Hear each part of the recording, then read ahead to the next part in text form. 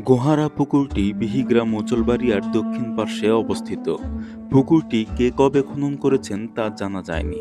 কথিত আছে সুদূর অতীতে এই জায়গাটি গভীর জঙ্গল দ্বারা পরিপূর্ণ ছিল, জিন-ভূতের উৎপাত ছিল। কোনো গৃহপালিত পশু ভুল করে এই জঙ্গলে ঢুকে পড়লে আর ফিরে আসতো না।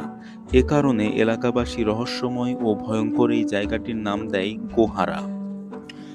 পুকুরটির পাশের জলাজঙ্গল আজ বিলুপ্তির পথে হলেও শিয়াল, বেজি, কাবরা, সাপ ও বিভিন্ন প্রজাতির পাখির আবাসস্থল এটি। চলুন পূর্বে এই পুকুরটির অবস্থা সম্পর্কে প্রবীণ ব্যক্তিদের বক্তব্য শুনে আসি।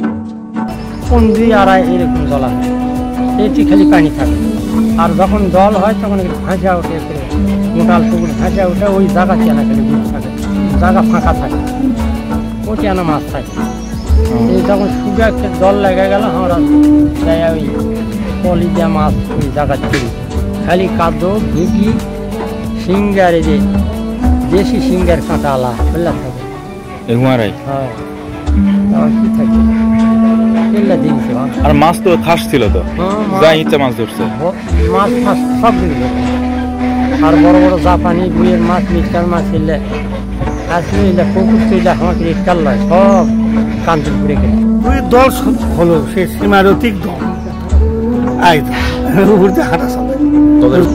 তারপর সেই দল হাঁসা দিয়ে কাটা কেটে খন্ড খন্ড করে তুলে সাফ করে মাছের আবার তাহলে কত বছর আগে থেকে শুরু হয়েছে?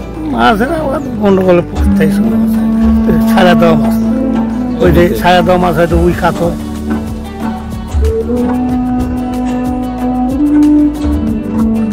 শিয়াল মারছিলেন? হ্যাঁ, শিয়াল তো আপনার কামড়াইছিল? হ্যাঁ, বসে ওরা থাকতে শিয়াল দৌড়াচ্ছে, আমি বই করতে সারা দৌড়াচ্ছে আমার কাছে।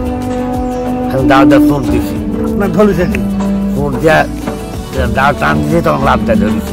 আপনার ধরছে? হ্যাঁ, কই ধরছে? তখন আমি ওই গল্লি ধরা টানা লিয়ে গেছি, লিয়া যায় এক না দিয়ে ধরা কুপাছেন, দাও দিয়ে কুপাছেন? দাওয়া দিয়ে বাড়ি বাড়ি। তারপর শিয়াল মরে গেছে। আপনার কই কামড় দিছিল? সেলাই লাগছিল পরে? না, সেলাই করা লাগে না, গোহারার কোন পারে?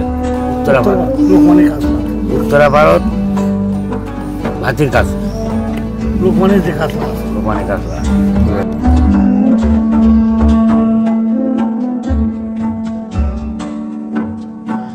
বর্তমানে পুকুরটি বিহিগ্রাম মোচলবাড়িয়া জামে মসজিদের মালিকানায় রয়েছে।